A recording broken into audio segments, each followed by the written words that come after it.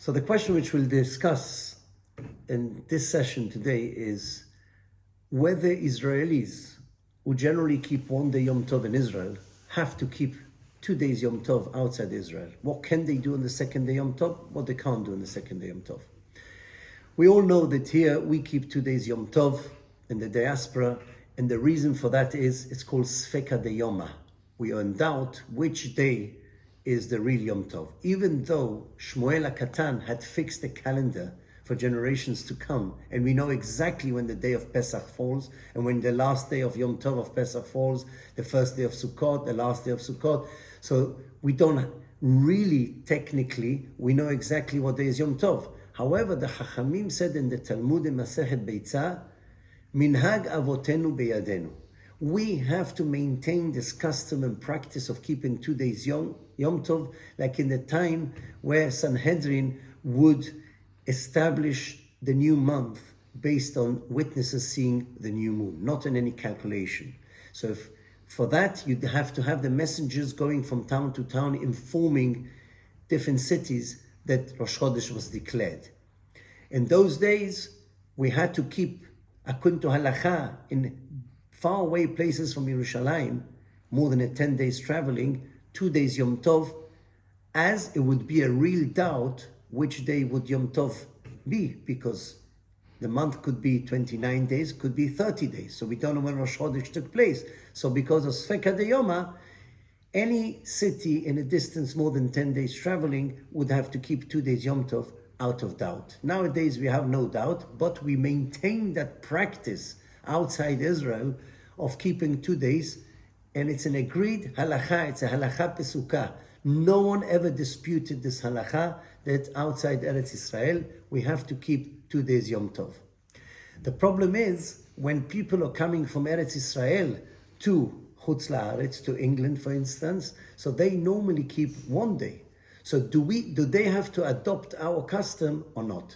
So the halacha says, and it's brought in Shulchan Aruch, that Bnei Eretz Israel, which are visiting in Chutz La'aretz outside Israel, have to keep the stringencies of the place they've gone to, which is keeping 2 days Yom Tov.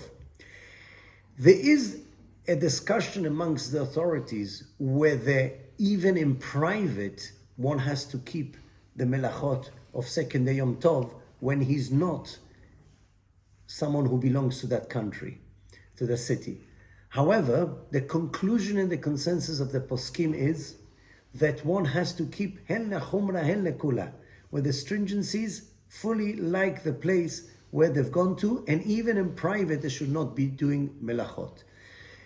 That includes starting off from the Radvaz, going on to the Maharashdam, which were all Sephardi poskim, the Pri Chadash, the Chida, Ma'amar Mordechai, Matei Yehuda Ayash. All these poskim are clearly hold that a person, even in private, should not be doing melacha, even though he is from Israel.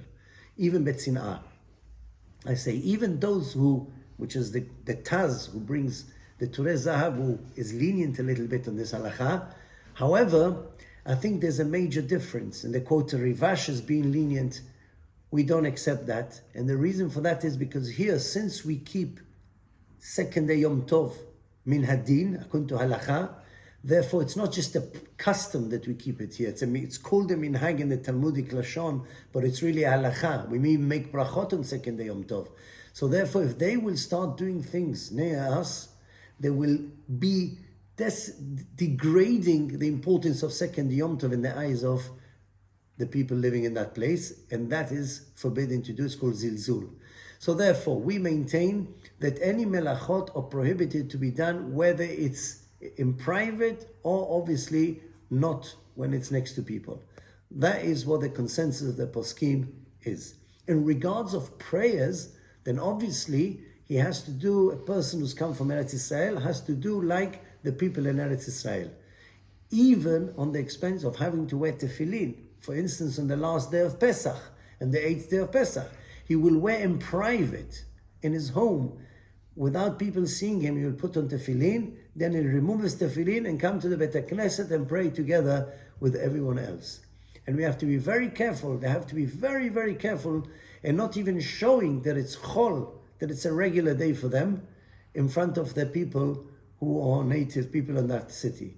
Because it's very, very severe to degrade Yom Tov Sheni in the eyes of the people who are living in that place.